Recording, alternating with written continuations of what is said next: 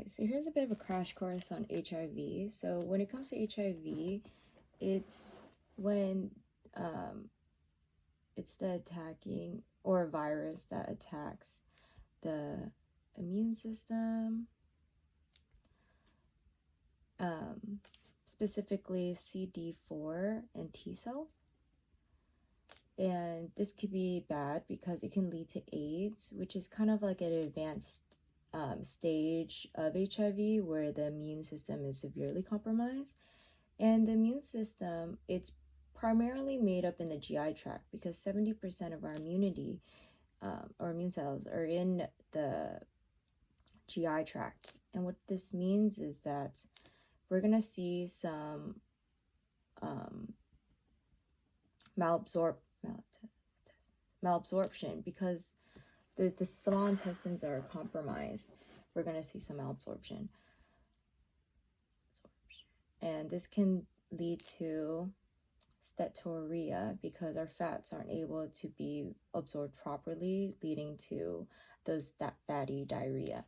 And then through the state of HIV, we're going to see some catabolism, or it's going to be a catabolic state, in the sense that we're going to see malnutrition, and then loss of lean body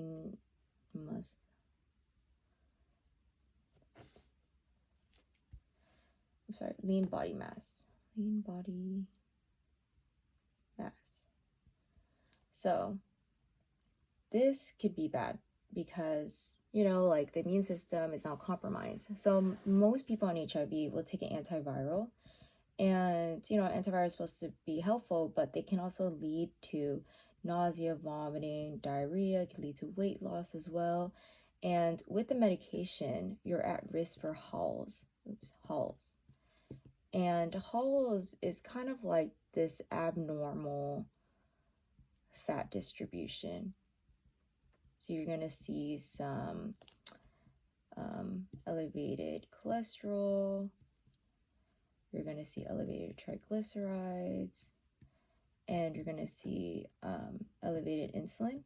You're also going to see fat distribution in different places. Lipotrophy, I believe that's called. And something to keep in mind is that Halls is mainly just from that antiviral. And having HIV, you would need to take that medication. So Halls is really from a side effect from the medication. So that's that. Some nutrients of concern. So there's some diarrhea, some electrolytes, fluids. We mentioned that the small intestines are kind of compromised. So we want to think about B12. We want to think about folates. That risk of anemia is there. We want to think about vitamin D levels, calcium, for that bone health. And then, let's see. So when we talk about MMT, you want to increase your kcals. So we want to follow the BEE, so basal energy expenditure, times 1.3. Just because we're in that stress state, we're going to need the calories to make up for that. Also, increased protein needs. So we're going to do 1.2 to 2 grams per kilogram. And then also with HIV, and even in cancer, we want to follow a neutropenic diet. And that's kind of like a low bacterial diet. And that's because since the immune system's already compromised, the body wouldn't be able to handle the risk of having a foodborne illness. So you want to avoid like raw fruits and vegetables. You want to make sure everything's cooked all the way through, just low bacteria. And then we want to monitor electrolytes, fluids.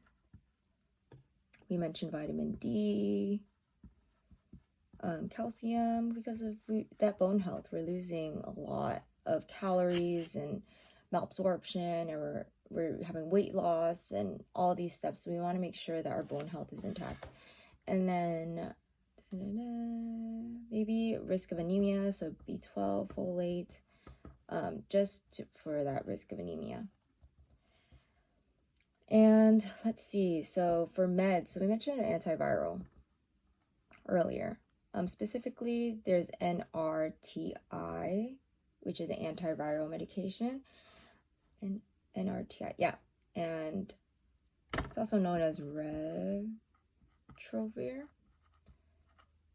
So it's an antiviral that they take. We talked about how you kind of want to monitor that lipids distribution, and then with the antiviral, we're going to notice some nutrient deficiencies. So we're going to notice a decrease in B12, decrease in zinc, calcium, copper, and carotene. And this is all due to the malabsorption properties.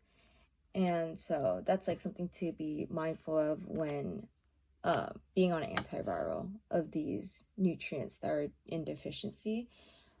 And yes, I believe that's all. So kind of like a recap, HIV is a virus that attacks the immune system. The immune system is made in the GI tract, 70%, which is a good amount. So you kind of want to look out for malabsorption. It's going to be in catabolic state.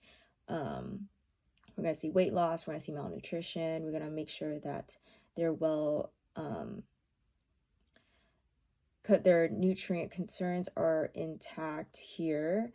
They're going to need some more calories, more proteins. They're going to be in a neutropenic diet just to avoid foodborne illnesses because, again, their immune system's not performing well. They're going to be on antiviral. Antivirals can cause abnormal fat distribution. So you want to look out for cholesterols, triglycerides, insulin sensitivities. And they may be at risk for fatty stool because of that malabsorption. So making sure that they get their electrolytes, diarrhea. If they truly do have fat in their stool, then consider MCT oil so that it'd be better and avoid that saturia. So yeah.